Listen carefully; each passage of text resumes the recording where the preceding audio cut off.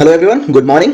ठीक है, today's date is 4th Feb 2024 and we are going to discuss the Hindu. ठीक है, हम रोज के रोज द हिंदू डिस्कस करते हैं। ठीक है, वेरी एलैबोरेटली प्रीलिम्स और मेंस के बेसिस पे पूरा का पूरा डिस्कस करते हैं, ईच एंड एवरी आर्टिकल। ठीक है, बहुत ही डिटेल्स में डिस्कस करते हैं। ठीक है, प्रीलिम्स और मेंस के पर्सपेक्टिव से। फाइन। और हिंदू के आर्टिकल्स को हम स्टोरी के फॉर्म में कन्वर्ट करते हैं। ठीक है, आर्टिकल को स्टोरी में बना देंगे, आपको सिर्फ स्टोरी याद रखनी है। फाइन, हिंदू आप हम पे छोड़ दो। ठीक है, वी गारंटी यू 100% पूरा का पूरा कवर करवाएंगे। ठीक है, वेरी एलैबोरेटली। फाइन। उससे पहले एक चीज बता दूं आपको, द करंट इवेंट एक्सप्लेनर, ये जो यूट्यूब चैनल है ना, प्लीज सब्सक्राइब इट। ठीक है, इस पे ही डेली द हिंदू का एनालिसिस आता है। ठीक है, डेली का daily, and we discuss is very elaborately, and this channel is run by UPSC aspirants community. Fine, ये यूपीएससी एस्पिरेंट्स कम्युनिटी के द्वारा रन किया जाता है। It's not from any coaching institute, nothing. Experienced UPSC aspirants हैं, जो जिन्होंने prelims दिया है, मेंस दिया है, इंटरव्यू तक पहुंचे हैं, फेल हुए हैं उसमें, they discuss it very elaborately. ठीक है, हिंदू को पूरे स्टोरी फॉर्म में कन्वर्ट करके, ठीक है, आर्टिकल्स को और स्टोरी के फॉर्म में कन्वर्ट करके उस स्टोरी को ही याद रखना है आपको। ठीक है, very elaborately, very effective, and it's my part of commitment. मैं यहां पे डिस्कस करता हूं डेली द हिंदू बहुत ही एलैबोरेट तरीके से। Fine, this is the full stop solution for your Hindu newspaper. इस लेक्चर को देखने के बाद आपको कहीं और जाने की जरूरत नहीं है, खुद से द हिंदू पढ़ने की जरूरत नहीं है। ठीक है, सिर्फ इसको आपको देखना है, पूरा देखना है। ठीक है, very effectively you have to watch full analysis, जो कि 1 घंटे का होगा मैक्स टू मैक्स। पूरा आपको देखना है ये analysis, and you will find it effective. ठीक है, पूरा कवर करेंगे द हिंदू, डेली कवर होता है करंट इवेंट एक्सप्लेनर चैनल पे। फाइन, सब्सक्राइब कर लो इसको। ठीक है, हिंदू मेरे ऊपर छोड़ दो, मैं करवाऊंगा आपको वेरी एलैबोरेटली। फाइन, ठीक है, so let's start on that note with today's the Hindu. Fine, ठीक है, तो आज की डेट है 4th Feb। ठीक है, टुडे इज संडे। ठीक है, 4th Feb 2024। Let's discuss the Hindu, let's start. Fine, तो we will cover first very important topics. ठीक है, सबसे पहले इंपॉर्टेंट टॉपिक्स कवर करेंगे। ठीक है, द हिंदू के, तो let's go two important topics of today's the Hindu. Fine, तो जो टुडे इंपॉर्टेंट टॉपिक आए हैं वो FAQ में आए हैं। ठीक है, what are the topics in FAQ? Just wait, these are the topics in FAQ। Fine, FAQ में ये सारे टॉपिक्स हैं, लेट्स डिस्कस दिस। फाइन, तो जो पहला टॉपिक है वो है फिस्कल कंसोलिडेशन। इंपॉर्टेंट क्यों है? What is fiscal consolidation and why it is important? ठीक है, तो what is fiscal consolidation? Fiscal consolidation क्या होता है कि जो फिस्कल फाइनेंसेस है ना गवर्नमेंट के, फॉर एग्जांपल गवर्नमेंट का फिस्कल डेफिसिट, ठीक है, गवर्नमेंट का रेवेन्यू डेफिसिट, ठीक है, गवर्नमेंट का इन्फ्लेशन, ठीक है, गवर्नमेंट के फाइनेंसेस, ये और माइक्रो इकोनॉमिक इंडिकेटर्स, ये सारे एक मिनिमम लिमिटेड रेंज में रखने हैं गवर्नमेंट को, उसको कहते हैं फिस्कल कंसोलिडेशन। फाइन, अब हम इस आर्टिकल में क्या डिस्कस करेंगे? We will discuss in this article कि यूनियन बजट जो 1 तारीख को अभी आया था ना, इसमें क्या अनाउंसमेंट किए गए हैं। ठीक है, रिलेटेड टू फिस्कल डेफिसिट। ठीक है, गवर्नमेंट अपने एक्सपेंडिचर को फंड कहां से करती है। ठीक है, what is the difference between fiscal deficit and national debt. ठीक है, और सेंटर मार्केट से कितना बोरो करने का एक्सपेक्ट कर रहा है। ठीक है, we will discuss all these. Fine, आपको पूरा डिस्कशन सुनना है, छोड़ के नहीं जाना है बीच में। It's very effective. ठीक है, पूरे आर्टिकल को स्टोरी फॉर्म में कन्वर्ट करूंगा, each and every point will be covered very very elaborately. ठीक है, पूरा का पूरा कवर करके जाऊंगा। ठीक है, बस you have to watch it with me. Clear है? Let's start. स्टोरी क्या है? स्टोरी यह है कि सेंटर ने 1 तारीख को बजट, 1 Feb को बजट रखा। ठीक है, उसमें सेंटर ने बताया कि हम फिस्कल डेफिसिट 5.1% रखेंगे 2024-25 में। ठीक है, और इसको कम करके 4.5% ऑफ जीडीपी ले जाएंगे 2025-26 में। इसको fiscal deficit to GDP ratio को, this is 4.5 is fiscal deficit to GDP ratio. ठीक है, अब ये fiscal deficit to GDP ratio क्या होता है? ठीक है, अब ये फिस्कल डेफिसिट क्या होता है? ठीक है, fiscal deficit, what is fiscal deficit? जब गवर्नमेंट अपना एक्सपेंडिचर करती है और गवर्नमेंट जो अर्न करती है, जो गवर्नमेंट अर्न करती है, कमाती है, और जो खर्च करती है, उसके बीच में जो डिफरेंस है, उसके बीच का जो डिफरेंस है, उसको फिस्कल डेफिसिट कहते हैं। फॉर एग्जांपल, गवर्नमेंट ने 100 रुपए कमाए, ठीक है, और गवर्नमेंट ने खर्च कर दिए इसमें से 120, मतलब 20 रुपए ज्यादा खर्च कर रही है गवर्नमेंट। तो ये जो 20 रुपए का डिफरेंस है ना कमाई और खर्चे में, इसको गवर्नमेंट का फिस्कल डेफिसिट कहेंगे। और ये फिस्कल डेफिसिट गवर्नमेंट बाहर से लोन लेके फाइनेंस करती है अपना। ठीक है, गवर्नमेंट बॉन्ड्स इश्यू करती है। ठीक है, बाहर से मार्केट से लोन उठाती है और ऐसे फाइनेंस करती है। तो फिस्कल डेफिसिट ये जो 20 है ना, 20 रुपए का, इसको आप न्यूमरेटर में रखिए 20 रुपए। ठीक है, और जीडीपी, कंट्री की जो जीडीपी है उसको डिनोमिनेटर में रख के इंटू 100 कर दीजिए। फिर जो आपको वैल्यू मिलेगी ना, उसको कहते हैं fiscal deficit to GDP ratio, जो कि गवर्नमेंट को 4.5% तक पहुंचाना है 2025-26 में टारगेट रखा है। ठीक है, फिस्कल डेफिसिट क्या है मैंने आपको बता दिया क्या है। गवर्नमेंट जो खर्च कर रही है और जो गवर्नमेंट अर्न कर रही है, उनके बीच में जो डिफरेंस है ना, खर्च ज्यादा करती है, अर्न कम करती है, जो डिफरेंस है ना, उसको फिस्कल डेफिसिट कहते हैं। क्लियर है आपको what is fiscal deficit? Fine, ठीक है, ठीक है, क्लियर है। अब what is the difference between fiscal deficit and national debt? ठीक है, what is the difference between यहां पे हमने देखा था ना कि we will also study difference between fiscal deficit and national debt. तो डिफरेंस क्या है? फिस्कल डेफिसिट कमाई और खर्च के बीच का डिफरेंस है, फाइन। वो गवर्नमेंट लोन के तौर पे लेती है, उसको फाइनेंस करती है, ठीक है। फिस्कल डेफिसिट हर एक साल की बजट के साथ अनाउंस होता है। बजट में क्या होता है? बजट में ये होता है कि गवर्नमेंट कहां कहां से कितना कमाएगी और कहां कहां का भी खर्च करेगी, इसका पूरा ब्यौरा होता है, ठीक है। उसी में गवर्नमेंट बताती है कि हमारा खर्चा ज्यादा हो रहा है, हम कम रुपए कमा रहे हैं, ठीक है। मतलब हमारा 100 रुपए खर्चा और हम सिर्फ 80 रुपए कमा पा रहे हैं, तो हमारा इस साल का इस वाले बजट में 20 रुपए फिस्कल डेफिसिट है, ठीक है। इसको हम फाइनेंस करेंगे, गवर्नमेंट कहती है कि हम मार्केट से लोन लेके, क्लियर है, ठीक है। अब नेशनल डेट क्या होता है? नेशनल डेट होता है कि 1947 1947 जब गवर्नमेंट या जब इंडिया फ्रीडम आजाद हुआ था ना, उस टाइम से लेके 2023 तक की जितनी भी गवर्नमेंट्स आई हैं, उन्होंने टोटल जो अमाउंट बोरो कर रखा है मार्केट से अपने फिस्कल डेफिसिट को फाइनेंस करने के लिए ओवर दीस ईयर्स, उसको नेशनल डेट कहते हैं, ठीक है। क्लियर हो गया? डिफरेंस क्लियर हो गया? फिस्कल डेफिसिट क्या होता है? उस बजट ईयर में, जैसे 2024 की जो बजट ईयर है ना, इसमें 2024 में फिस्कल डेफिसिट गवर्नमेंट ने कहा है कि हम 5.1% रखेंगे। तो ये जो 5.1% है ना, ये 2024 ईयर का गवर्नमेंट का फिस्कल डेफिसिट है। लेकिन नेशनल डेट क्या हो जाएगा? गवर्नमेंट का जो टोटल फिस्कल डेफिसिट है 1947 से लेके अभी तक का, सारी पास्ट की गवर्नमेंट जोड़ लो आप, कांग्रेस, बीजेपी, जितने भी गवर्नमेंट्स बनी थी ना, उन्होंने जितना ही लोन ले रखा है पूरे मार्केट में, ठीक है, पूरी पूरे वर्ल्ड से जितना लोन ले रखा है, उसको नेशनल डेट कहते हैं। क्लियर है? Fine. Now what is the scene is, ठीक है, क्लियर? नेशनल डेट और फिस्कल डेफिसिट में डिफरेंस, ठीक है। अब फिस्कल डेफिसिट जो है ना, उसको गवर्नमेंट फंड कहां से करती है? फाइनेंस कहां से करती है? ठीक है, we will see here this. तो गवर्नमेंट जो फिस्कल डेफिसिट है ना, उसको फाइनेंस करती है मार्केट से रुपए को बोरो करके। कहां पे? बॉन्ड मार्केट में। मतलब गवर्नमेंट बॉन्ड इश्यू करती है और मार्केट से पैसा उठाती है अपने फिस्कल डेफिसिट को फाइनेंस करने के लिए, ठीक है। 2024-25 में गवर्नमेंट ने 14 लाख करोड़, ठीक है, गवर्नमेंट ने 14 लाख करोड़ बोरो करने की घोषणा की है मार्केट से, ठीक है, 14 लाख करोड़। क्लियर है? फिर इकोनॉमिस्ट एक्सपेक्ट कर रहे थे गवर्नमेंट 15 लाख करोड़ बोरो करेगी, लेकिन गवर्नमेंट ने सिर्फ 14 लाख करोड़ ही कहा है बोरो करने के लिए मार्केट से। क्लियर है? तो अब गवर्नमेंट मार्केट से कैसे फंडिंग उठाती है, कैसे अपने फिस्कल डेफिसिट को फाइनेंस करती है, इसको मैं समझाता हूं आपको वेरी क्लियरली। फाइन। गवर्नमेंट ने बॉन्ड इश्यू किया, ठीक है, गवर्नमेंट ने बॉन्ड इश्यू किया 10,000 करोड़ का। बॉन्ड में लिखा होगा कि गवर्नमेंट 10,000 करोड़ मार्केट से उठाएगी 10% के इंटरेस्ट रेट पे 10 साल के लिए, ठीक है। ये बॉन्ड हो गया। ये गवर्नमेंट बॉन्ड जाके मार्केट में देगी और मार्केट पैसा उसे देगा, ठीक है, 10,000 करोड़, ठीक है। क्लियर है? अब इसमें आरबीआई भी इन्वॉल्व होती है, RBI, reserve bank of India, ये भी इस बॉन्ड परचेज या बॉन्ड मार्केट में इन्वॉल्व होती है। कैसे? Through open market operations. Clear है? Through open market operations RBI also participate in this fiscal deficit financing of government. Clear है? अब जब ओपन मार्केट ऑपरेशन करती है ना आरबीआई, तो क्या होता है? Money supply, fresh money create होता है, इकोनॉमी में मनी सप्लाई बढ़ती है और इकोनॉमी में इन्फ्लेशन बढ़ता है। क्लियर है? ये रिलेशन समझ लेते हैं। What is this relation? Government ने बॉन्ड इश्यू किया, ठीक है, 10,000 करोड़ का 10% इंटरेस्ट रेट पे 10 साल के लिए, ठीक है। आरबीआई ने इसको बाई किया, ठीक है, गवर्नमेंट को रिटर्न में पैसा दिया, बॉन्ड के बदले अपना पैसा प्रिंट करके अपनी प्रिंटिंग मशीन में 10,000 करोड़ गवर्नमेंट ने, आरबीआई ने गवर्नमेंट को दिए, ठीक है। और गवर्नमेंट ने ये पैसा लेके अपनी इकोनॉमी में खर्च कर दिया, इंडियन इकोनॉमी में, ये इंडियन इकोनॉमी में इसमें खर्च कर दिया। तो मनी सप्लाई बढ़ जाएगी इकोनॉमी में, मनी सप्लाई बढ़ जाएगी, तो जब ज्यादा पैसा हो गया लेकिन गुड्स तो कम है, तो ज्यादा पैसा कम गुड्स को चेस करेंगे, तो महंगाई मतलब गुड की प्राइसेस तो बढ़ जाएंगी ना। क्लियर है? तो ये इन्फ्लेशन बढ़ा देता है। क्लियर हो गया आपको?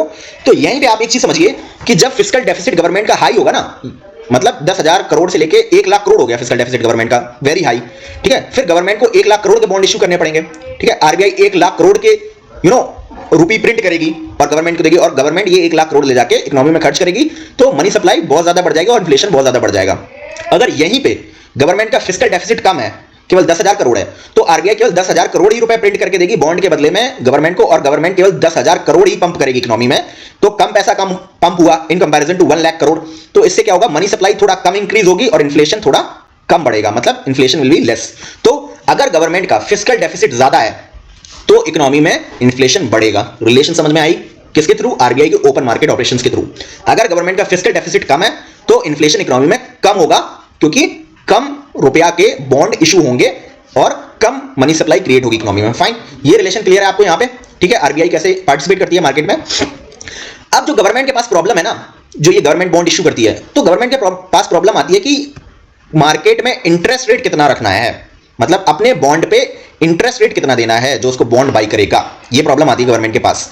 अब इस प्रॉब्लम को गवर्नमेंट कैसे डील करती है? ऐसे डील करती है कि गवर्नमेंट का जो रेट है मार्केट से पैसा उठाने का, वो दो चीजों पे डिपेंड करता है।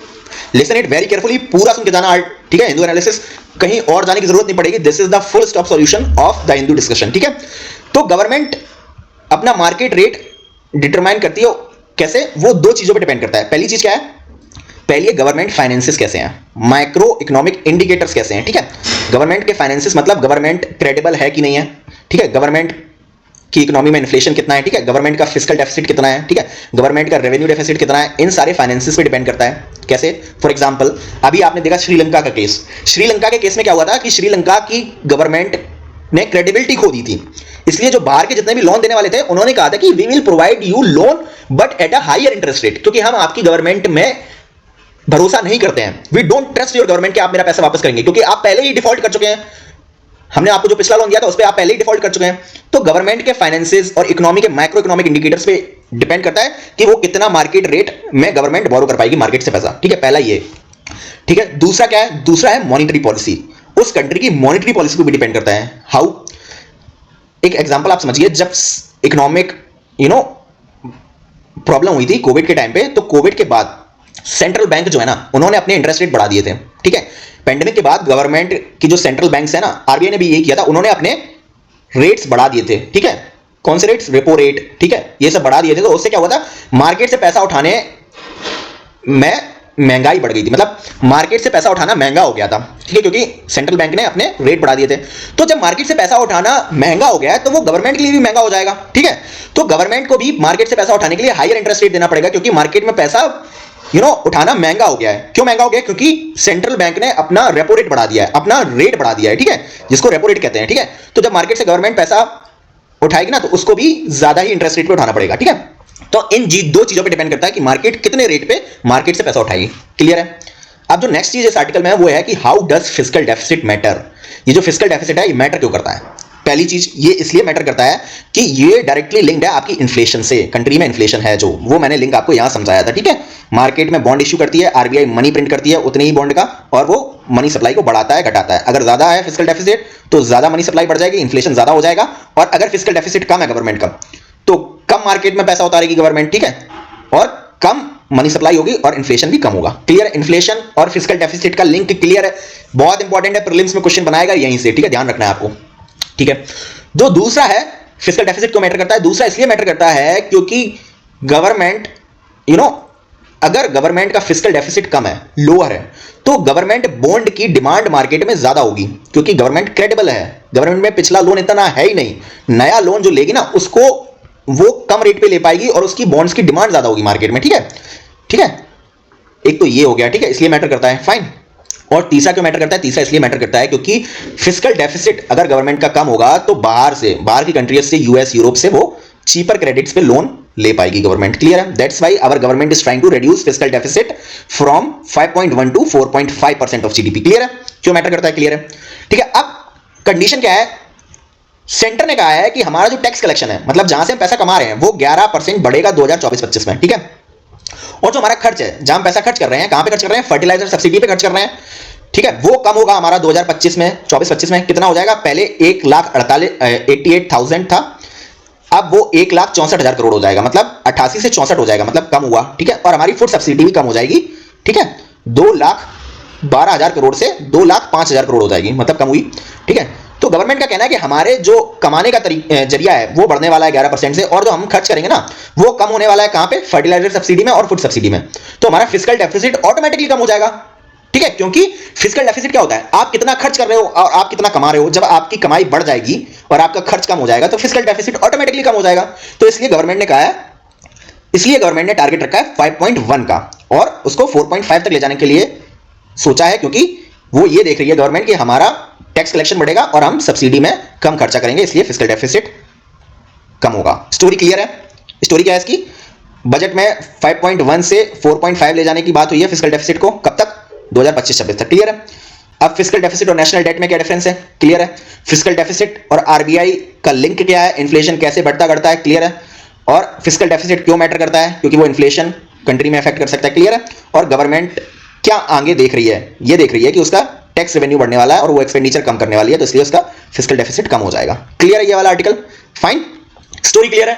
ठीक है, नेक्स्ट आर्टिकल डिस्कस करते हैं वाराणसी और मथुरा मॉस्क से रिलेटेड और पीपल ऑफ वर्शिप एक्ट 1991 से रिलेटेड।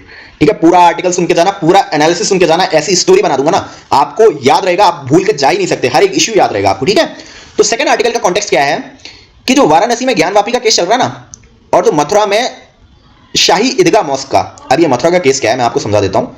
ये मथुरा में कृष्ण जन्मभूमि है। ठीक है, इस कृष्ण जन्मभूमि में एक साइड शाही ईदगाह, यहां पे देखिए आप, शाही ईदगाह मस्जिद है और एक साइड में कृष्ण जन्मभूमि मंदिर है। ठीक है, तो ये इतनी पास पास है ना, मैं विजिट किया था कि मंदिर की जो वॉल है वो मस्जिद की वॉल से टच होती है। क्लियर है, तो ये डिस्प्यूट है कि हिंदू लोगों ने कहा है कि दिस इज कृष्ण जन्मभूमि, तो यहां पे मस्जिद एग्जिस्ट ही नहीं कर सकती है, तो दिस मस्जिद is not in a right context because ये कृष्ण की जन्मभूमि है, यहां पे मस्जिद बनी है, ये गलत है। यहां पे पूरा इलेबोरेटली बहुत बड़ा सा टेंपल होना चाहिए, मतलब यहां पे मस्जिद नहीं होनी चाहिए। ठीक है, ये केस है मथुरा का। क्लियर है, वाराणसी का केस आपको क्लियर है, ज्ञानवापी का। ज्ञानवापी वाले केस पे मैंने एक वीडियो बनाई है, डिस्क्रिप्शन में लिंक है, बहुत अच्छे से समझाया है, प्लेस ऑफ वर्शिप एक्ट से कैसे कॉन्ट्राडिक्ट कर रही है वो भी बताया, आप उसको देख लेना, वेरी इंपॉर्टेंट। फाइन, ठीक है, केस समझ में आया मथुरा का। अब इस आर्टिकल का कॉन्टेक्स्ट क्या है कि जो special place of worship act है ना 1991 का, वो कॉन्ट्राडिक्ट कर रहा है वाराणसी और मथुरा के ये जो केसेस पढ़ रहे हैं ना उनसे। ठीक है, तो ये स्टोरी है। अब सीन क्या है समझते हैं पूरा। ठीक है, प्लेस ऑफ वर्शिप एक्ट को इनेक्ट क्यों किया था पहले ये समझते हैं। 1991 में राम जन्मभूमि का जो डिस्प्यूट चला था ना सुप्रीम कोर्ट में, ठीक है, उसके साथ साथ 1991 में भी ज्ञानवापी का भी केस डाल दिया गया था और शाही ईदगाह मथुरा वाली मस्जिद का भी केस डाल दिया गया था 1991 में ही।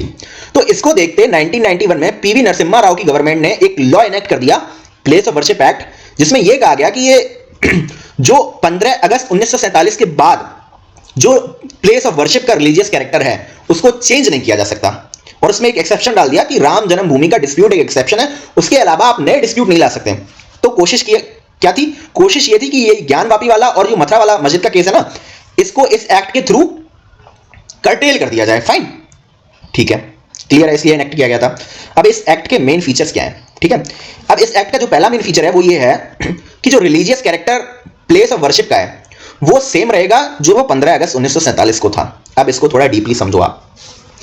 प्लेस ऑफ वर्शिप क्या होती है, प्लेस ऑफ वर्शिप ये होती है जहां पे लोग जाके अपनी प्रेयर्स ऑफर करते हैं। प्लेस ऑफ वर्शिप के कॉन्टेक्स्ट में क्या आएगा, आपकी मस्जिद हो गई प्लेस ऑफ वर्शिप, आपका टेंपल हो गया प्लेस ऑफ वर्शिप, ठीक है, आपका गुरुद्वारा हो गया, चर्च हो गया, ये सारी प्लेस ऑफ वर्शिप है। ठीक है, तो इन सभी प्लेस ऑफ वर्शिप का रिलीजियस कैरेक्टर, अब इन प्लेसेस का रिलीजियस कैरेक्टर क्या है। फॉर एग्जांपल टेंपल एक प्लेस ऑफ वर्शिप है, अब उसका रिलीजियस कैरेक्टर क्या है, उसका रिलीजियस कैरेक्टर है हिंदू। ठीक है, मॉस्क का रिलीजियस कैरेक्टर क्या है, Muslim, Islamic religious character. Fine, गुरुद्वारे का क्या है religious character, gurdwara is a place of worship, what is its religious character, its religious character is Sikhism. Fine, तो ये प्रोविजन ये कहता है कि जो प्लेस ऑफ वर्शिप है, मतलब फॉर एग्जांपल जो place of worship mosque place of worship है, उसका जो रिलीजियस कैरेक्टर है, इस्लामिक रिलीजियस कैरेक्टर, उसको आप चेंज नहीं कर सकते। वो जो रिलीजियस कैरेक्टर उस प्लेस ऑफ वर्शिप का 15 अगस्त 1947 को था ना, वही सेम रिलीजियस कैरेक्टर रहेगा, उसको आप चेंज नहीं कर सकते। मतलब उस मस्जिद को आप मंदिर में कन्वर्ट नहीं कर सकते, मंदिर को आप मस्जिद में कन्वर्ट नहीं कर सकते, मतलब उसका रिलीजियस कैरेक्टर आप कन्वर्ट नहीं कर सकते। फाइन, ठीक है, एक ये मेजर प्रोविजंस हैं। ठीक है, उसके बाद इसमें कुछ एक्सेप्शंस भी थे 1991 एक्ट में।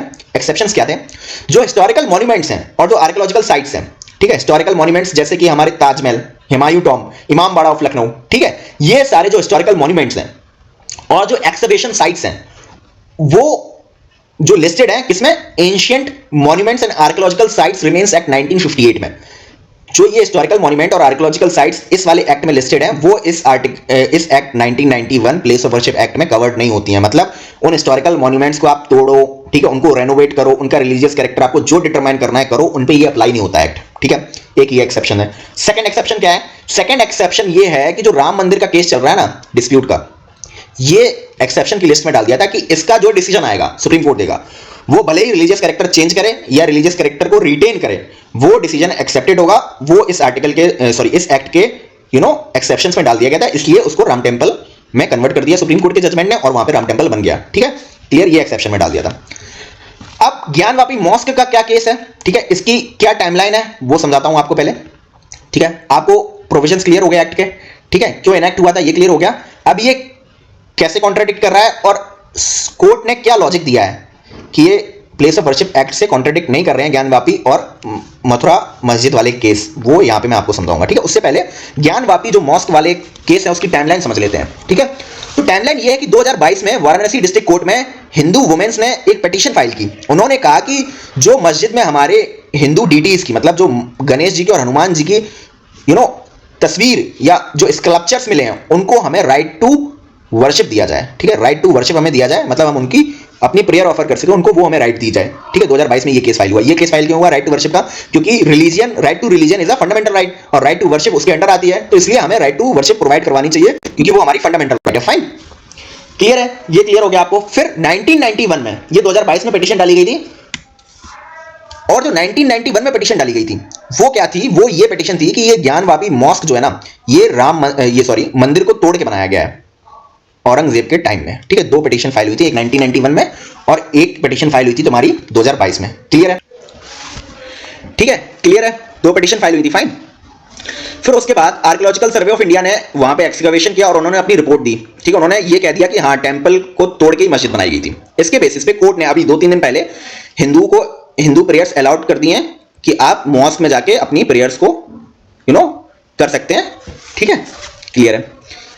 फाइन। ज्ञानवापी का course of action timeline clear है। अब मथुरा की टाइमलाइन क्या है? मथुरा की टाइमलाइन समझ लेते हैं। जो मथुरा की शाही ईदगाह मॉस्क है ना, ये वाली दिस मॉस्क, ठीक है। ये मॉस्क एडजेसेंट खड़ी है, मतलब जस्ट बगल में खड़ी है कृष्ण जन्मभूमि टेंपल के, ठीक है। तो जो केस फाइल हुआ था वो ये हुआ था कि मॉस्क जो है, ये शाही ईदगाह वाला, ये किस पे? जो लॉर्ड कृष्णा की बर्थ प्लेस है ना, उस लैंड पे बनाया गया है, उस जमीन पे बनाया गया है, इसलिए इसका केस फाइल हुआ था। हालांकि 1968 में एक आपसी समझौता हो गया था किनके बीच में? श्री कृष्ण जन्मस्थान सेवा संस्थान और शाही ईदगाह ट्रस्ट के बीच में। इन्होंने एक आपसी समझौता कर लिया था और समझौते में यह कह दिया था कि ठीक है, आप अपना मस्जिद वहां बना रहने दो, हमने वो लैंड छोड़ दी है, हमें कोई दिक्कत नहीं है, ठीक है। ये आपसी समझौता हुआ, कॉम्प्रोमाइज हुआ। फाइन, ठीक है। अब करंट में मथुरा डिस्ट्रिक्ट कोर्ट में एक पिटीशन फाइल हुई, एक केस फाइल हुआ, जिसने ये कहा कि ये जो कंप्रोमाइज था ना, ये समझौता था, ये सही नहीं है, ये फ्रॉड है, ठीक है। इस समझौते को कोर्ट चेक करे, ये फ्रॉड है, हमें अपनी लैंड नहीं देनी है, we want our land back, ठीक है। हिंदूज ने ये फाइल किया petition. Fine, Mathura case clear है। अब ये सारी पिटीशंस फाइल हुई, ठीक है। अब ये सारी पिटीशंस कॉन्ट्रडिक्ट कर रही हैं किसके प्रोविजन से? वर्शिप एक्ट के प्रोविजन से, ठीक है। हालांकि अब कोर्ट का क्या कहना है, क्या लॉजिक दिया कोर्ट ने कि ये सारी प्रोविजंस, ये सारे केसेस जो हैं वो कॉन्ट्रडिक्ट नहीं कर रहे हैं प्लेस ऑफ वर्शिप एक्ट से, वो देख लेते हैं क्या है, ठीक है। ज्ञानवापी वाले केस में वाराणसी कोर्ट ने ये कहा है कि भाई जो हिंदू लोग हैं वो राइट ऑफ वर्शिप ही मांग रहे हैं केवल, ठीक है। वो ना तो उस प्लेस की रिलीजियस कैरेक्टर को चेंज करने की मांग कर रहे हैं, ना ही उस मस्जिद को तोड़ने की मांग कर रहे हैं। वो सिर्फ ये मांग रहे हैं कि हमें वहां पे अपनी राइट ऑफ वर्शिप दी जाए, क्योंकि वहां पे हमारे गॉड्स मिले हैं, ठीक है, हिंदू डीटीज मिले एक्सकवेशन के दौरान, ठीक है। तो right of worship is a fundamental right, so we have to provide it, तो it is not contradict with worship act. Fine. फिर जो मथुरा वाले केस में वो इलाहाबाद हाईकोर्ट ने ये कहा है कि एक्ट में 1991 प्लेस ऑफ वर्शिप एक्ट में रिलीजियस कैरेक्टर की डेफिनेशन प्रोवाइड नहीं की गई है, ठीक है। तो ये जो स्ट्रक्चर है ना, ये वाला, ये जो स्ट्रक्चर है, इसमें डुअल कैरेक्टर है, मतलब एक इस्लामिक कैरेक्टर है, एक हिंदुइज्म कैरेक्टर है। तो ये डुअल कैरेक्टर एग्जिस्ट नहीं कर सकता। We have to find what is the real religious character of this place. तो उसको एग्जामिनेशन करेंगे हम साइंटिफिक बेसिस पे, एविडेंस पे, आर्कियोलॉजिकल सर्वे ऑफ इंडिया की रिपोर्ट पे, और फिर हम डिटरमाइन करेंगे कि इसका रिलीजियस रियल कैरेक्टर क्या है इस प्लेस का, और उस रिलीजियस कैरेक्टर को हम डिटरमाइन करेंगे, ठीक है। तो मतलब we are not trying to change religious character, rather we are trying to identify what is the real religious character of this place, ठीक है। इलाहाबाद हाईकोर्ट ने कहा, ठीक है। फिर जो मथुरा डिस्प्यूट में एक और केस फाइल हुआ था ना डिस्ट्रिक्ट कोर्ट में, वो जो जिसने कहा था कि जो समझौता हुआ है ना कॉम्प्रोमाइज, ये फ्रॉड है। तो उस केस में क्या है कि हम भाई किसी रिलीजियस कैरेक्टर की बात ही नहीं कर रहे हैं, हम तो भाई ये जो समझौता हुआ था 1968 में, ये वाला, इसको हम चैलेंज कर रहे हैं कोर्ट में कि ये भाई फ्रॉड था, ये निष्पक्ष नहीं था, ये सही नहीं था, इसको आप चेक करिए। तो ये भी कॉन्ट्रडिक्ट नहीं कर रहे हैं, ठीक है। तो कोर्ट ने ये सारे अपने लॉजिक्स दिए और कहा कि यहां ये सारे केसेस कॉन्ट्रडिक्ट नहीं कर रहे हैं प्लेस ऑफ वर्शिप एक्ट से। स्टोरी क्लियर है आपको, ठीक है। एक्ट के प्रोविजंस क्लियर है, ठीक है। ज्ञानवापी और मथुरा केसेस का कोर्स ऑफ एक्शन आपको क्लियर है, कौन कौन सी केसेस फाइल हुए हैं, क्या टाइमलाइन है, वो क्लियर है, ठीक है। कोर्ट ने इलाहाबाद और वाराणसी कोर्ट ने क्या अपने लॉजिक्स रखे कि ये सारे केसेस कॉन्ट्रडिक्ट नहीं कर रहे हैं प्लेस ऑफ वर्शिप एक्ट से, वो आपको क्लियर है। यहां पे मैंने आपको बताया था, ठीक है। Article is done, everything is clear, story is clear. Fine, ठीक है। जो नेक्स्ट आर्टिकल है वो है अब जो फॉरेन नेशंस में पढ़ने जा रहे हैं ना स्टूडेंट्स, इंडिया वगैरह के, उनको अब नए रूल्स में थोड़ी सी दिक्कत होगी, ठीक है। क्या दिक्कत होगी वो हम डिस्कस करेंगे, ठीक है। क्या रूल्स चेंज हुए हैं वो हम डिस्कस करेंगे, ठीक है। अब आर्टिकल में ये कहा गया है कि ये जो पॉलिटिकल टर्मोइल हुई थी इंडिया और कनाडा के बीच में, क्या पॉलिटिकल टर्मोइल थी, जो खालिस्तानी लीडर था ना पन्नू, उसको कनाडा में असैसिनेट कर दिया गया था और कैनेडियन गवर्नमेंट ने ये कहा था कि इंडियन गवर्नमेंट का हाथ है इस असैसिनेशन में, ठीक है। तो राइटर ये कह रहा है क्या इसी पॉलिटिकल कॉन्टेक्स्ट पे ये सारे रूल्स चेंज किए गए हैं ताकि इंडियन स्टूडेंट्स को अलाउ ना किया जाए कनाडा में आके पढ़ने के लिए, ठीक है। उसको इस आर्टिकल में उठाया गया है, क्या ये रीजन है वो भी देखेंगे हम, ठीक है। तो कॉन्टेक्स्ट क्या है कि इंडियन स्टूडेंट्स बहुत सारे बाहर जाते हैं पढ़ने, कनाडा यूके वगैरह, ठीक है, अपनी हायर एजुकेशन के लिए। तो अब उनको नए सेट ऑफ चेंजेस से कंप्लाई करना पड़ेगा। क्या है नए सेट ऑफ चेंजेस? नए सेट ऑफ चेंजेस ये हैं कि कैनेडियन जो गवर्नमेंट है उसने गारंटी इन्वेस्टमेंट सर्टिफिकेट के अमाउंट को बढ़ा दिया है। 10,000 कैनेडियन डॉलर जो पहले हुआ करता था, मतलब 6.5 लाख, उसको बढ़ा के 20,000 कर दिया है, मतलब डबल कर दिया है। अब 12 लाख रुपए चाहिए, ठीक है। अब गारंटी इन्वेस्टमेंट सर्टिफिकेट क्या होता है? What is guarantee investment certificate? ये होता है कि अगर आप बाहर पढ़ने जा रहे हैं, ठीक है, तो गवर्नमेंट इंश्योर करती है कि आपके पास आपकी बैंक अकाउंट में इतना पैसा होना चाहिए कि आप अपने खर्चे अफोर्ड कर पाए उस कंट्री में जाके, ठीक है। दोनों गवर्नमेंट, कैनेडियन और इंडियन, दोनों कंसीडर करती हैं कि आपके बैंक अकाउंट में इतना पैसा होना चाहिए भाई कि आप फॉरेन जा रहे हैं, कहीं आप वहां पे जाके फाइनेंशियली प्रॉब्लम में ना आ जाए, ठीक है। आपके पास इतना पैसा होना चाहिए कि अगर आप कोई क्राइसिस में हैं तो उस पैसे को यूज करके आप अपने वापस अपनी कंट्री आ सकते हैं, ठीक है, इंडिया में। तो वो जो अमाउंट है ना उसको कहते हैं गारंटी इन्वेस्टमेंट सर्टिफिकेट, मतलब उस अमाउंट को जो मेंशन करता है ना वो होता है गारंटी इन्वेस्टमेंट सर्टिफिकेट, ठीक है। तो वो अमाउंट बढ़ा दिया कनाडा का अगर वीजा चाहिए तो आपको 12 लाख रुपए मेंटेन करने पड़ेंगे अपने बैंक अकाउंट में, ठीक है। फिर यूके ने क्या अनाउंस किया? यूके ने ये अनाउंस किया है कि इंटरनेशनल जो स्टूडेंट है वो अपने साथ अपने किसी भी फैमिली मेंबर को नहीं ला सकते अपनी स्टडीज परस्यू करने के लिए। पहले क्या होता था, यूके में अगर आप पढ़ने जा रहे हो तो आप अपने किसी फैमिली मेंबर को भी ले जा सकते हो साथ में, ठीक है। अब यूके गवर्नमेंट ने मना कर दिया है, if you want to study in UK then you should come alone, no need of bringing your any of the family members, fine. ये चेंज हुआ है यूके में। जर्मनी में क्या, और जर्मनी और ऑस्ट्रेलिया में क्या चेंज हुआ है? उन्होंने भी अपनी गारंटी इन्वेस्टमेंट सर्टिफिकेट का जो अमाउंट है वो 10% बढ़ा दिया है, ठीक है, ठीक है, क्लियर है। 10% बढ़ा दिया है, मतलब जर्मनी ने 10 लाख कर दिया है, जो कि पहले 10,000 यूरो हुआ करता था, अब उसको 11,000 यूरो कर दिया जर्मनी ने, ठीक है। लेकिन अब ये सब चेंजेस हुई, ठीक है। अब हायर एजुकेशन जो एक्सपर्ट्स हैं उनका ये कहना है कि भाई ये चेंजेस किसी पॉलिटिकल रीजंस की वजह से नहीं हुई हैं, जो आर्टिकल में कहा जा रहा था ना कि कनाडा और इंडिया के बीच में पॉलिटिकल दिक्कत हो गई है, उसकी वजह से नहीं हुई है, बल्कि ये इसलिए हुई है क्योंकि इन्फ्लेशन और कॉस्ट ऑफ हाउसिंग और कॉस्ट ऑफ लिविंग है वो कनाडा में बढ़ चुकी है, ठीक है। इसलिए इस गारंटी इन्वेस्टमेंट सर्टिफिकेट के अमाउंट को बढ़ाया गया है, ठीक है। पॉलिटिकल कोई कॉन्टेक्स्ट नहीं है इसका, फाइन, क्लियर है। अब कौन से ज्यादा स्टूडेंट हिट होंगे? इंडियन स्टूडेंट होंगे। क्यों होंगे? क्योंकि 3.5 लाख से 4 lakh student per year Canada में जाते थे हायर स्टडीज के लिए। अब उनको नए रूल से कंप्लाई करना पड़ेगा, तो उनके लिए दिक्कतें बढ़ चुकी हैं, फाइन। फिर उसके बाद कनाडा ने एक और चेंज कर दिया है, वो क्या कर दिया है कि स्पाउस वीजा वर्क परमिट जो पहले मिला करता था ना वो अब नहीं मिलेगा। अब सिर्फ आपको स्पाउस वीजा मिलेगा, उसके साथ वर्क परमिट नहीं मिलेगा। मतलब स्पाउस वीजा वर्क परमिट अगर होता था ना तो आपका जो स्पाउस है वो आके कनाडा में काम करके आपकी स्टडीज में आपको हेल्प कर सकता था, लेकिन अब वर्क परमिट नहीं दिया जाएगा। आप केवल स्पाउस वीजा से आप कनाडा आ सकते हैं अपनी बच्चे की देखभाल के लिए, लेकिन आपको वर्क परमिट नहीं दिया जाएगा, आप कनाडा में वर्क नहीं कर सकते, फाइन, ठीक है। ये भी एक नया रूल निकाल दिया कनाडा ने, फाइन। तो ये जो टाइटनिंग रूल्स हैं ये अफेक्ट कर रहे हैं स्टूडेंट को, फाइन, जनरल है, कुछ नहीं है खास, ठीक है। और जो फॉरेन कंट्रीज हैं दूसरी, उसमें क्या सीन चल रहा है वो भी हमने देख लिया ना, जर्मनी और ऑस्ट्रेलिया ने, उसने भी बढ़ा दिया अपना गारंटी इन्वेस्टमेंट सर्टिफिकेट। क्लियर है ये वाला आर्टिकल? स्टोरी क्लियर है आपको? मतलब कनाडा, ऑस्ट्रेलिया, जर्मनी, यूके वगैरह में नई चेंजेस हुई हैं। नई चेंजेस की वजह से जो फॉरेन में स्टूडेंट पढ़ने जाते हैं उनको नई चेंजेस से कंप्लाई करना पड़ेगा, जो कि बिट टफर हो गया उनके लिए, ठीक है, क्लियर है। तो इसलिए ये आर्टिकल था, स्टोरी क्लियर है आर्टिकल की, एफएक्यू हमने डिस्कस कर लिया है, ठीक है, fine. Now let's go to science section, ठीक है। What is in today science section? Science section में जो पहली न्यूज है वो है reducing ammonia emissions through fertiliser management, ठीक है। तो इस आर्टिकल में हम देखेंगे कि अमोनिया एमिशंस क्या होते हैं, ठीक है, उन एमिशंस को रिड्यूस क्यों करना है, ठीक है, क्यों रिड्यूस करना है, क्या जरूरत है रिड्यूस करने की, ठीक है। अमोनिया एमिशंस जो हैं वो कहां से निकल रहे हैं, उसका सोर्स क्या है, ठीक है, और इनको रिड्यूस करना है तो जो उसमें ये फर्टिलाइजर मैनेजमेंट टेक्निक बताई गई ना, ये क्या है और इसके थ्रू कितना एमिशन रिड्यूस हो सकता है, फाइन। तो हम पहले चलते हैं कि अमोनिया एमिशंस क्या होते हैं, ठीक है। Ammonia emissions are release of ammonia in atmosphere which is a environmental pollutant. आपको आंसर मिला, एनवायरमेंट के लिए एक पॉल्यूशन है ये अमोनिया एमिशंस, इसलिए हमें इसको रिड्यूस करना है, फाइन। रिड्यूस क्यों करना है, मिल गया आपको आंसर, क्यों करना है, ठीक है। अब ये अमोनिया एमिशंस निकलता कहां से है? 50 to 60% ये जो अमोनिया एमिशंस है ये क्रॉप कल्टीवेशन से निकलता है, मतलब it is related to agricultural practices. Important for prelims, आपसे पूछेगा वो कि अमोनिया एमिशंस का मेजर सोर्स क्या है वर्ल्ड में, तो आपको याद रखना है क्रॉप कल्टीवेशन है। उस क्रॉप कल्टीवेशन में जो मेजर क्रॉप्स हैं वो है राइस, व्हीट और मेज, मतलब राइस, व्हीट और मेज क्रॉप की कल्टीवेशन बहुत ज्यादा कंट्रीब्यूट करती है अमोनिया एमिशंस में, फाइन, क्लियर है। आपको पता चला ठीक है, कहां से निकलता है। अब इसको कंट्रोल कैसे करना है, क्योंकि पॉल्यूटेंट है, पॉल्यूटेंट को मैं कंट्रोल करना है। तो एमिशंस को कंट्रोल करने के लिए जो स्ट्रेटजी है वो है फर्टिलाइजर को अच्छे से मैनेज करना।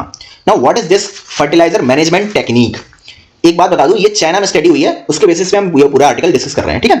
तो ये जो फर्टिलाइजर मैनेजमेंट स्ट्रेटजी है ये क्या है कि ये लैंड थी, ठीक है।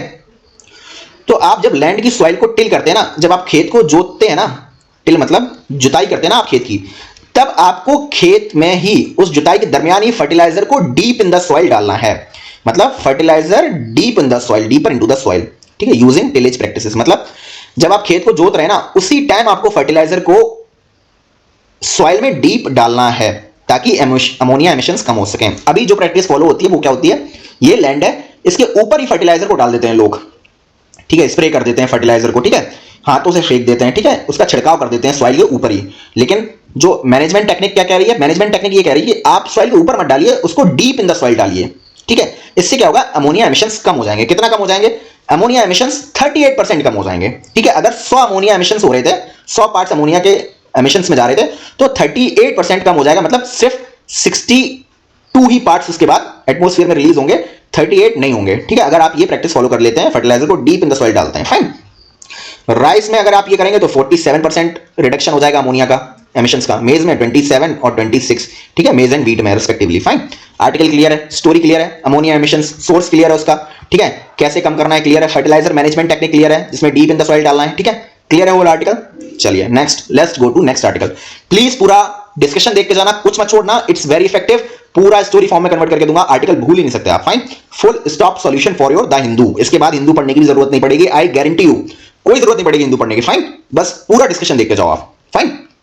Now second article is, India ने एक typhoid vaccine, typhoid is a type of fever, उसकी वैक्सीन बनाई है, वो बहुत ही ज्यादा इफेक्टिव है, ठीक है।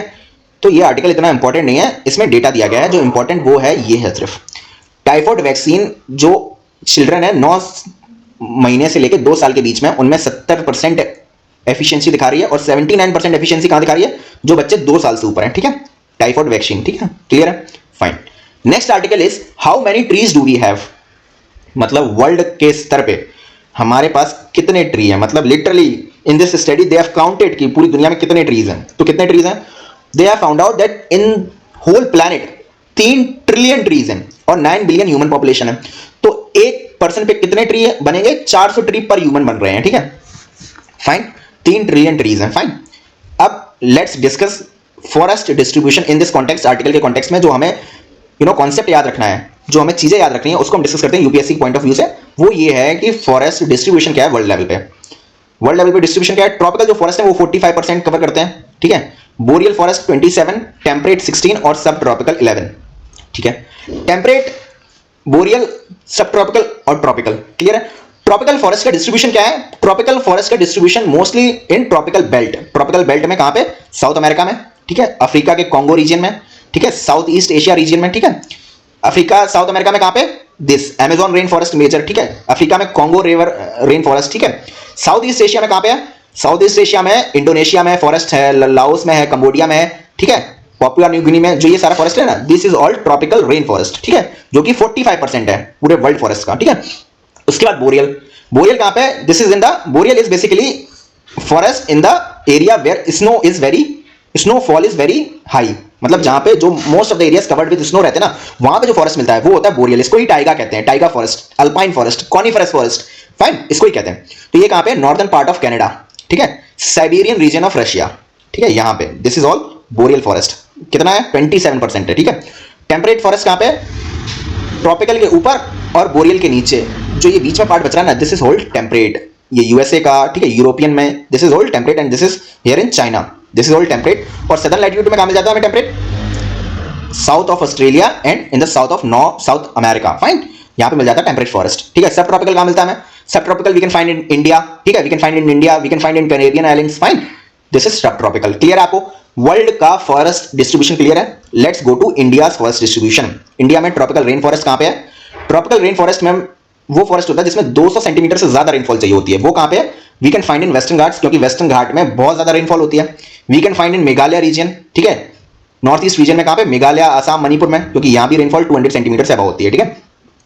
फिर उसके बाद ट्रॉपिकल डेसिडियस फॉरेस्ट कहां मिलता है इंडिया में, ट्रॉपिकल डेसिडियस फॉरेस्ट, ये सारा लाइट ग्रीन वाला ट्रॉपिकल डेसिडियस है, ये अपना यूपी में, मध्य प्रदेश में, छत्तीसगढ़ में, बिहार में, वेस्ट बंगाल में, झारखंड में, ये सारा ट्रॉपिकल डेसिडियस है। हालांकि आज की डेट में ये सारा फॉरेस्ट काट दिया गया है, डिफॉरेस्टेशन हो गया है यहाँ पे, किस लिए?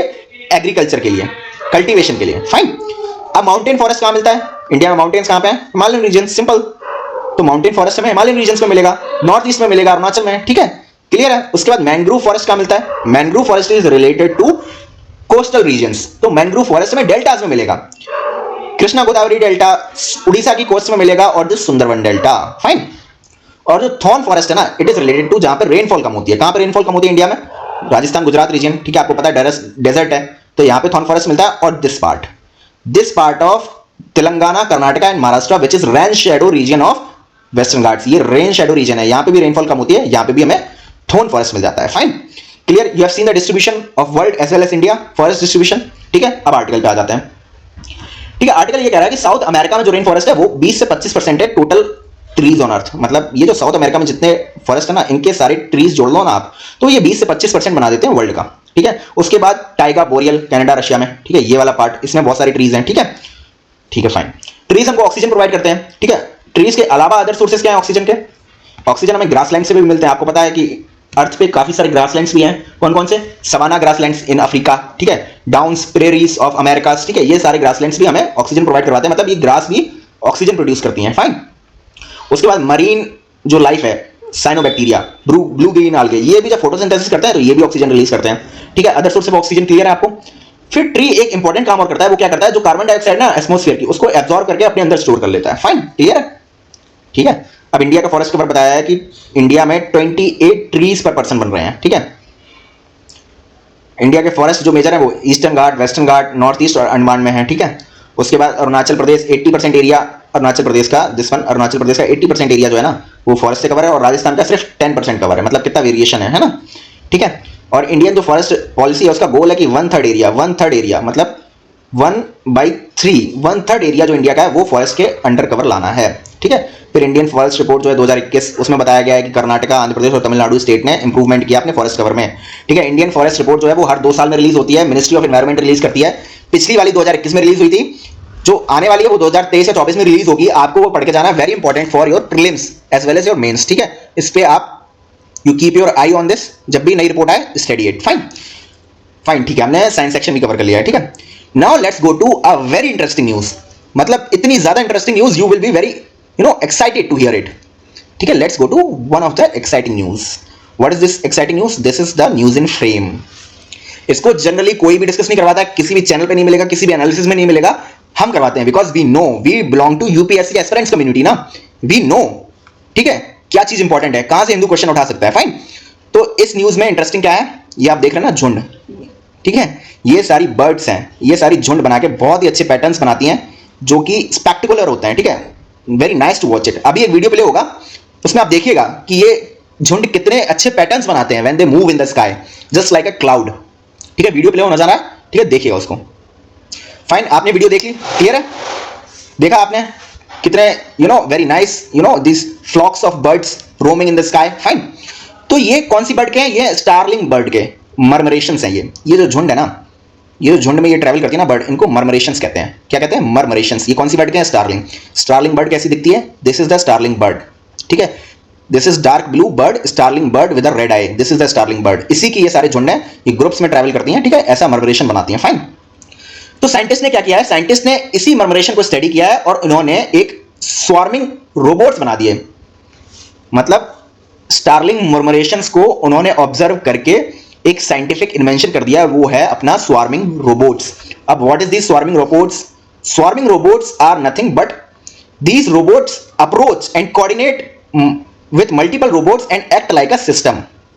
जैसे इसमें ना ये छोटी छोटी बर्ड्स, ठीक है, ये बहुत सारी छोटी छोटी बर्ड्स आपस में मिलकर कोऑर्डिनेट करके एक बहुत बड़ी सी बॉडी बनके एक दूसरे से दूसरी जगह ट्रैवल करती है ना, ऐसे ही ये रोबोट्स, ये these are called swarming robots.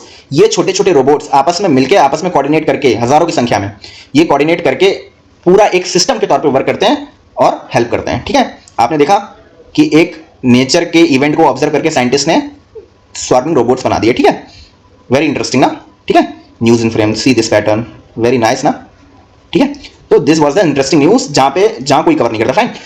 So now we have discussed important articles. अब हम चलते हैं पूरे हिंदू की न्यूज को देखते हैं from the starting page. Fine, please पूरा न्यूज़पेपर देख के जाना, बीच में मत छोड़ना, वेरी इंपॉर्टेंट, वेरी इफेक्टिव, ठीक है। This is the front page of the Hindu, let's discuss it. तो फ्रंट पेज पे जो न्यूज है वो ये है कि 40 killed in US air strikes in Iraq and Syria. US naval basis पे अटैक हुआ था जॉर्डन में, उसके in turn US has attacked, air strike कर दिए कहां पे, इराक एंड सीरिया में, ठीक है। उसी के देखते हुए रिटेलिएट किया है। Now let's do mapping of Iraq and Syria. Fine, this is West Asia, clear है। अब वेस्ट एशिया में ये सीरिया है तुम्हारा, ठीक है, ये इराक है। तो इन्हीं पे यूएस ने एयर स्ट्राइक की है। Fine, US has done air strike on these countries, ठीक है। और यहां पे आपको सऊदी अरेबिया है, दिस इज यमन, ओमान, ठीक है। और जो इजराइल का वॉर चल रहा है ना, this is Israel, this is Israel. Fine, और यहां पे पैलेस्टीन का टेरिटरी है। फाइन, दिस इज पैलेस्टाइन, ठीक है। और यहां पे ही गाजा स्ट्रिप है, यहां पे this is Gaza strip, map पे नहीं दी गई है, दिस इज गाजा स्ट्रिप जहां पे इजराइल और हमास का कॉन्फ्लिक्ट चल रहा है। Fine, and this is Lebanon, and this is Jordan जहां पे यूएस के बेसिस को अटैक किया था किसने, ईरान के मिलिट्री ग्रुप्स ने, अभी 2-3 दिन पहले। और उसके रिटेलिएशन में यूएस ने सीरिया और इराक में जो ईरान के टेररिस्ट ग्रुप है ना, उन पे अटैक कर दिया है, ठीक है। स्टोरी क्लियर है आपको। और ऊपर क्या, ऊपर है Georgia, Azerbaijan and Armenia. Fine, map clear है आपको, ठीक है। फ्रंट पेज पे यही इंपॉर्टेंट न्यूज थी। Fine, no need, Lal Krishna Advani ji को भारत रत्न मिलने वाला है, बस याद रख लेना, no need, ED no need, ठीक है। जो हरियाणा के यूथ हैं वो कलरी पत्तू को बहुत ज्यादा अडॉप्ट कर रहे हैं। What is this Kalari Pattu? It's a artist form of martial arts, बस इतना ही याद रखना है, Kalari Pattu is a martial art form, ठीक है। अच्छा, इस फोटो के नीचे जो मुझे इंपॉर्टेंट चीज मिली थी वो ये है कि ये हाथी के जो ये स्टैचू बनाए गए ना, ये एक इन्वेजिव प्लांट स्पीशीज जिसका नाम है लंताना कामारा, ठीक है। लंताना कामारा से बनाए गए हैं बेंगलोर में। तो प्रीलिम्स के लिए सिर्फ इतना याद रख लेना, what is this lantana camara, it's a invasive plant species. Fine, ठीक है। Front page, page number 1 complete हो गया, इंपॉर्टेंट, ठीक है। नाउ सिटी, पेज नंबर 2, ठीक है, स्किप कर सकते हो आप इसको, कुछ भी इंपॉर्टेंट नहीं है। Fine, page number 3 of city, this also you can skip, कोई इंपॉर्टेंट न्यूज नहीं है। फाइन, नाउ 4, जो पेज नंबर 4 है ये पूरा स्किप कर सकते हो, बस इसमें जो इंपॉर्टेंट न्यूज है वो ये है, हियर इन द साइड, क्या है, जो इंडिया की आईएमओ है, ठीक है, इंडियन मीटरोलॉजिकल डिपार्टमेंट है, उसने ऑरेंज अलर्ट इशू कर दिया है, कहां पे, हिमाचल प्रदेश में, हैवी स्नोफॉल के चलते, ठीक है। अब आपको पता है कि ये कलर कोडेड जो वार्निंग्स होती हैं उस पर एक क्वेश्चन आ चुका है, कब आया था, 2022 की मेंस का क्वेश्चन है ये, colour coded weather warnings of meteorological department in case of cyclone, ठीक है। साइक्लोन के केस में कलर कोडिंग वार्निंग पूछ ली। अब न्यूज में कलर कोडिंग वार्निंग है स्नोफॉल के केस में, तो हो सकता है स्नोफॉल के केस में भी पूछ ले, तो लेट्स डिस्कस इट। फाइन, तो हैवी रेन और स्नोफॉल के कॉन्टेक्स्ट में कलर कोडेड वार्निंग आईएमडी की क्या है, ठीक है। आईएमडी की वार्निंग ये है कि वो 4 कलर कोड इशू करती है। ग्रीन इशू करेगी तो मतलब all is well, nothing to worry, ठीक है। अगर येलो इशू करेगी तो मतलब बी अवेयर। येलो का मतलब है कि सीवियर वेदर कंडीशंस आपके एरिया में देखी जा रही हैं, आप इसको लेके अवेयर रहिए और फ्यूचर न्यूज़ेस पे नजर रखिए, हो सकता है कि ये कंडीशन चेंज हो जाए और एक्सट्रीम हो जाए, ठीक है, तो बी अवेयर। और जब ऑरेंज इशू करे ना वार्निंग, तो इसका मतलब है बी प्रिपेयर्ड, मतलब आप अपने खाने पीने का सामान, आप अपनी मेडिसिन और भी अदर वैल्यूएबल चीज को, ठीक है, इकट्ठा करें और प्रिपेयर्ड रहें, क्योंकि कभी भी इवैक्यूएशन के लिए बोला जा सकता है आपको, क्योंकि आपके एरिया में जो वेदर है वो एक्सट्रीमली बैड हो गई है, ठीक है। और जब वो रेड इशू कर देना तो उसका मतलब है बस इवैक्यूएट करिए, भागिए, टेक एक्शन, ठीक है। रेड जो कलर इशू होगा ना उसका मतलब है टेक एक्शन, ठीक है, मतलब आप इवैक्यूएट करिए वहां से, ठीक है। Bad weather conditions has gone to that level which is risk to life, ठीक है, इसलिए आप इवैक्यूएट करिए, take action, leave the place. Fine, ठीक है, कलर कोडिंग क्लियर है आपको, ठीक है, किस रिलेटेड, हैवी रेन और स्नोफॉल से रिलेटेड, ठीक है। Fine, next is about news, ठीक है, एडवर्टाइजमेंट, ठीक है।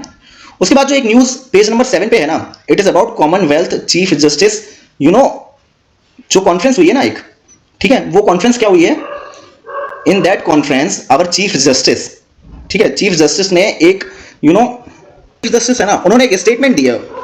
क्या स्टेटमेंट दिया? The greatest glory of attorney general is not to win cases for the government but to ensure that justice is done to the people. मतलब जो attorney general है वो केवल गवर्नमेंट को केस जितवाने के लिए ही नहीं है, बल्कि इंश्योर करें कि जो आम नागरिक है ना भारत का, उसको जस्टिस मिल सके, ठीक है। This you can use in GS paper 2 in the question of attorney general. क्या यूज कर सकते हैं आप कि recently held Commonwealth justice conference, our chief justice has said that attorney general is not limited to only government but also has a responsibility towards citizen of the country. Fine, फिर आपको पता है Commonwealth में किन किन countries ने participate किया था, एशिया, अफ्रीकन कंट्रीज ने, कैरेबियन कंट्रीज ने, fine. So this was the important article and important statement, ठीक है, अवर चंद्रचूड़ हैड सेड, ठीक है, फाइन। इस पेज पे यही इंपॉर्टेंट था, क्लियर है। अब नेक्स्ट चलते हैं, ठीक है, नेक्स्ट चलते हैं लद्दाख न्यूज। तो लद्दाख में प्रोटेस्ट हो रहे हैं, ठीक है, लोग सड़कों पे उतर आए हैं। क्यों उतर आए हैं, what is the context? Context ये है कि लद्दाख में जो डिमांड की है ना कि हमें 6th शेड्यूल में इंक्लूड करो, वो क्यों इंक्लूड होना चाहते हैं? क्योंकि they want their culture, their environment, their geography to be protected, ठीक है, वो अपने कल्चर, ज्योग्राफी को कंजर्व करना चाहते हैं, इसलिए उन्होंने कहा कि हमें 6th शेड्यूल में इंक्लूड करो। और दे आर डिमांडिंग स्टेटहुड, अभी वो यूनियन टेरिटरी है, दे वांट कि हमें यूनियन टेरिटरी से हटा के स्टेट बना दो, fine. This is the 2 demands, इसलिए ये सारा प्रोटेस्ट हो रहा है, ठीक है। अब लद्दाख में जो भी प्रोटेस्ट हो रहा है उसका हिस्ट्री, उसका प्रेजेंट क्या चल रहा है, ठीक है, कौन से लॉ कमीशंस की क्या रिकमेंडेशन है, all I have discussed in a video, ठीक है। पिछले वाले संडे को आर्टिकल आया था ये, उसको मैंने इलैबोरेटली डिस्कस किया है, उसकी मैं लिंक डिस्क्रिप्शन में डाल दूंगा और टाइमलाइन डाल दूंगा कि किस टाइमलाइन पे वो मैंने डिस्कस किया है। Very effectively I have discussed that, very very effectively, बहुत ही ज्यादा क्लैरिटी मिल जाएगी आपको, स्टोरी एकदम क्लियर हो जाएगी, फाइन, ठीक है। अब लेट्स डिस्कस नेक्स्ट आर्टिकल, ठीक है, इस पेज पे यही इंपॉर्टेंट है, फाइन, ठीक है। प्लीज ये वाला डिस्कशंस बीच में मत छोड़ना, पूरा देख के जाना। एक एक पेपर डिस्कस कर रहा हूं, एक एक पेज, एक एक न्यूज माइन्यूट से माइन्यूट डिस्कस कर रहा हूं, very elaborately, and it will help you a lot, fine. पूरा डिस्कशन देख के जाना, पूरे हिंदू को स्टोरी के फॉर्म में बना दूंगा, पूरा हिंदू याद रहेगा, ठीक है। Full stop solution for Hindu, this is full stop solution for Hindu. इसके अलावा आपको हिंदू पढ़ने की जरूरत नहीं पड़ेगी, इसको देखने के बाद किसी और एनालिसिस देखने की जरूरत नहीं पड़ेगी, this is the full stop solution, fine. फिर पेज नंबर 8 पे क्या न्यूज है? बंगाल की गवर्नमेंट मनरेगा को पे नहीं कर पा रही है क्योंकि सेंटर से फंड नहीं आ रहा है, क्योंकि MNREGA is a central sponsored scheme, ठीक है, मनरेगा एक सेंटर स्कीम है, ठीक है, तो वहां से जब फंड आएगा ना तभी तो स्टेट्स पे करेंगे ना, इसलिए गवर्नमेंट पे नहीं कर पा रहे, fine. This is the only important news in this whole page, fine. फिर हम चलते हैं पेज 9 पे। Page 9 also doesn't have any important news, सिर्फ एक इंपॉर्टेंट न्यूज है, वो है बंडीपुर टाइगर रिजर्व के बारे में। न्यूज नहीं है, ये वर्ड मेंशन्ड है। इस टाइगर रिजर्व की आपको लोकेशन देखनी है, किस स्टेट में फॉल करता है ये देखना है, और ये टाइगर रिजर्व में कौन सी स्पीशीज हैं, प्लांट और एनिमल, ये भी देख लेना आप, ठीक है, क्लियर है। उसके बाद इस पेज पे लास्ट में एक न्यूज है, dusted Apollo. What is this dusted Apollo? Dusted Apollo एक rare high altitude butterfly species है जो कि पहली बार देखने को मिली है कहां? हिमाचल प्रदेश में, ठीक है। और ये वाली स्पीशीज जो है वो वाइल्ड लाइफ प्रोटेक्शन एक्ट में इंक्लूडेड है, फाइन। इस वाले पेज पे यही के लिए न्यूज थी। Now let's go to page number 10, world news, ठीक है। वर्ल्ड में क्या न्यूज आई है? चाइना और फिलीपींस के बीच में जो एक डिस्प्यूटेड आइलैंड है उसका नाम इस न्यूज में आया है, उसका नाम है स्प्रैटली आइलैंड, ठीक है। ये Spratly island is important for your prelims क्योंकि ये डिस्प्यूटेड है बिटवीन चाइना एंड फिलीपींस और ये साउथ चाइना सी में फॉल करता है, ठीक है। ध्यान से सुन लो, स्प्रैटली आइलैंड साउथ चाइना सी में है और चाइना और फिलीपींस के बीच में डिस्प्यूटेड है। स्प्रैटली, SPRATLY, क्लियर है। This is the name of island. ये प्रीलिम्स में पूछेगा क्योंकि वो कॉन्फ्लिक्ट ऑफ प्लेसेस पूछ लेता है, ठीक है। ऐसी कोई भी उटपटांग आइलैंड्स का नाम दे देगा, ठीक है, जो डिस्प्यूटेड रहती है, न्यूज में रहती है, ठीक है, इसलिए आपको याद रखना है, फाइन। बाकी यूएस ने एयर स्ट्राइक की थी, नॉट इंपॉर्टेंट, ये भी कोई इंपॉर्टेंट नहीं है, फाइन। और इस वाले वर्ल्ड पेज पे कुछ इंपॉर्टेंट नहीं है, फाइन। कोई भी और न्यूज इंपॉर्टेंट नहीं है from our perspective. This science section we have done, fine, and we have also done this FAQ section, fine. Now अच्छा हाँ, FAQ में जो एक चीज मुझे समझानी थी, दिस इज अबाउट, ठीक है। अब सेंट्रल गवर्नमेंट को डेट को डिस्कस कर लेते हैं। सेंट्रल गवर्नमेंट का डेट जो है ना वो एक पब्लिक डेट है, ठीक है, और एक अदर लायबिलिटीज है। अदर लायबिलिटीज में तुम्हारा पब्लिक अकाउंट आता है, पब्लिक अकाउंट का फंड, ठीक है। और जो पब्लिक डेट है ना वो government consolidated fund of India के बेसिस पे लेती है। फॉर एग्जांपल, आप अगर बैंक में जाते हैं तो आप बैंक से लोन मांगते हैं ना, तो लोन गवर्नमेंट कहती है गारंटी क्या है, गारंटी के तौर पे कुछ रखो ना, तो आप कहते हैं कि दिस इज 4 एकड़ of my land which I am keeping as a guarantee. तो गवर्नमेंट भी कंसोलिडेटेड फंड ऑफ इंडिया को एज गारंटी रख के लोन लेती है पब्लिक डेट के थ्रू। पब्लिक डेट में 2 टाइप है, इंटरनल डेट और external debt. External debt article 292 के तहत, कॉन्स्टिट्यूशन का 292 अलाउ करता है गवर्नमेंट को कि वो अपने टेरिटरी से बाहर जाके एक्सटर्नल डेट ले सके, फाइन, ठीक है। इंटरनल डेट में तुम्हारा मार्केटेबल डेट है और नॉन मार्केटेबल डेट है। मार्केटेबल डेट में तुम्हारा गवर्नमेंट डेटेड सिक्योरिटीज इशू करती है, फाइन, और नॉन मार्केटेबल डेट में treasury bills 14 days treasury bills issue करती है, फाइन। उसके बाद जो अदर लायबिलिटीज है ना पब्लिक अकाउंट की, वो गवर्नमेंट की लायबिलिटीज हैं जिसको गवर्नमेंट को पे बैक करना होता है, ठीक है। लायबिलिटीज को पे बैक करना होता है, मतलब एक एग्जांपल से समझो, अगर आपके पापा गवर्नमेंट जॉब में है, अगर उनकी 50,000 रुपीज सैलरी है तो उनका 10 to 15,000, 10 से 15,000 रुपए कटता होगा पीएफ में, प्रोविडेंट फंड में, और ये कट के जाता है पब्लिक अकाउंट में, फाइन। अब ये जब पब्लिक अकाउंट में जा रहा है तो ये गवर्नमेंट की लायबिलिटी है, तो गवर्नमेंट इसको पे बैक करती है। जब आपके पापा रिटायर हो जाएंगे ना, तो आपके पापा को जो पेंशन मिलती है पर मंथ 20 से 25,000, वो इसी फंड में से मिलती है, ठीक है। तो गवर्नमेंट पे बैक कर देती है अपनी लायबिलिटीज, क्लियर है। This is clear. Now let's come to profiles. इसमें एक पर्सनैलिटी के बारे में न्यूज है which is not important for us. उनका नाम है Ismail Qaani. He is a general of Iran Quds forces. ठीक है. What is important for us? A place, a holy city mentioned here, Mashhad. ठीक है. MASHHAD. Mashhad is a place which is in Iran. It's a city. This is the name of a city which is in Iran. Prelims के लिए important है, बस इतना याद रख लो. Mashhad एक सिटी है ईरान में. ठीक है. It's a city in Iran. Fine, clear है. और ये चंपाई सोरेन अपने सीएम बन गए झारखंड में. Not very important. फिर quest for credibility, UNRWA, UN relief and work agency. ठीक है. इजराइल गवर्नमेंट ने एलिगेशन लगाया है कि इस एजेंसी के कुछ वर्कर्स हमास अटैक में इन्वॉल्व थे. उसी एलिगेशन के चलते 13 कंट्रीज, ठीक है, इंक्लूडिंग यूएस, फ्रांस, यूके, उन्होंने अपनी फंडिंग बंद कर दी है. किसको? UNRWA को. ठीक है. अब ये UNRWA क्या है? UNRWA is the only UN agency dedicated to help refugees. Refugees को हेल्प करती है. कौन से रेफ्यूजीज? जो इजराइल पैलेस्टीनियन वॉर में 1948 में जो वॉर हुआ था उसमें जो रेफ्यूजी बने थे ना, उनको हेल्प करती है. वो कितने रेफ्यूजी हैं? These are 5.9 million Palestinian spread over Syria, Jordan, Lebanon, Gaza and West Bank. ठीक है. उसमें से 2.3 मिलियन गाजा स्ट्रिप में है. ठीक है. और ये जो यूएन की एजेंसी है ये उनको प्रोवाइड करवाती है इन सभी रेफ्यूजीज को हेल्थ केयर, ठीक है, मेडिसिन, ठीक है, education facilities, food, basic minimum needs, जो हाउस है, टेंट है वगैरह, वो सब प्रोवाइड करवाती है. और इनकी फंडिंग आती थी यूएस, फ्रांस और यूके वगैरह से. वो फंडिंग रोक दी गई है अभी क्योंकि इजराइल ने एलिगेशन लगाया है कि इस एजेंसी के कुछ वर्कर्स भी इन्वॉल्व थे हमास अटैक में. फाइन, क्लियर है आपको? स्टोरी क्लियर होगी ना इसकी? बस इतना ही था इसमें. अब let's come to business, page number 14. SBI ने पेंशन दी है, कोई जरूरत नहीं है. वेजेस वगैरह कोई जरूरत नहीं है. अच्छा, which is important is GST appellate tribunals जुलाई अगस्त में फंक्शनल हो जाएंगी कंट्री में. What is this GST appellate tribunal?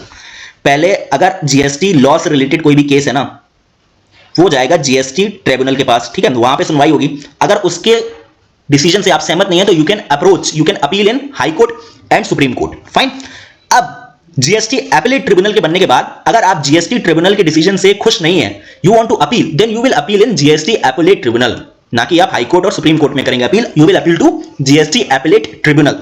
अब ये एपेलेट ट्रिब्यूनल की 31 बेंचेस कंट्री के डिफरेंट लोकेशंस, 50 डिफरेंट लोकेशंस में बनाई जाएंगी. ठीक है. और जीएसटी जो एक्ट है ना 2017 का, उसके फ्रेमवर्क में एक प्रोविजन था कि ये एपेलेट ट्रिब्यूनल्स को गवर्नमेंट बनाएगी ताकि जीएसटी रिलेटेड लॉ से जो भी कॉन्फ्लिक्ट है ना, उनको हायर अपील के लिए इस एपेलेट ट्रिब्यूनल्स में पहुंचाया जाए और हाई कोर्ट और सुप्रीम कोर्ट का बर्डन कम किया जाए. फाइन, क्लियर है स्टोरी? फाइन, ठीक है. Business section. Next news is about NMDC. News कुछ इंपॉर्टेंट नहीं है, बस इतना याद रखना है कि ये एनएमडीसी एक पब्लिक सेक्टर एंटरप्राइज है. It's a PSU which is a largest producer of iron ore. ठीक है. बस इतना ही था इस न्यूज में important. Fine. Sports section, no need to study. ठीक है. Fine. This is also sports, no need. ठीक है. और न्यूज इन फ्रेम हमने आपको बता दिया. Very exciting news, we have discussed it before. So we are done with today's the Hindu. Fine. We have done with today's the Hindu very elaborately. ठीक है. बहुत ही माइन्यूट चीजें कवर की हमने, कॉम्प्रिहेंसिव वे में पूरे हिंदू को डिस्कस किया है. कुछ भी नहीं छोड़ा है. इसके बाद आपको हिंदू पढ़ने की कोई भी जरूरत नहीं पड़ेगी. बस you have to do that. आपको बीच में छोड़ के नहीं जाना. You have to listen full this analysis. उसके बाद कोई एनालिसिस सुनने की जरूरत नहीं पड़ेगी. हिंदू पढ़ने की जरूरत नहीं पड़ेगी. आप हिंदू हमारे ऊपर छोड़ दो. We will discuss it very elaborately daily on current event explainer channel. ठीक है. This is a channel from UPSC experience UPSC aspirants community. Fine. जिन्होंने प्रीलिम्स लिखा है, मेंस लिखा है, इंटरव्यू में फेल हुए हैं, ठीक है, उनके द्वारा ये चैनल रन किया जाता है. And we discuss Hindu daily on this channel. Fine. So on this lighter note, on the behalf of UPSC aspirants community, ठीक है, I take leave. Thank you so much. Thank you guys. Thank you for listening me. Thank you.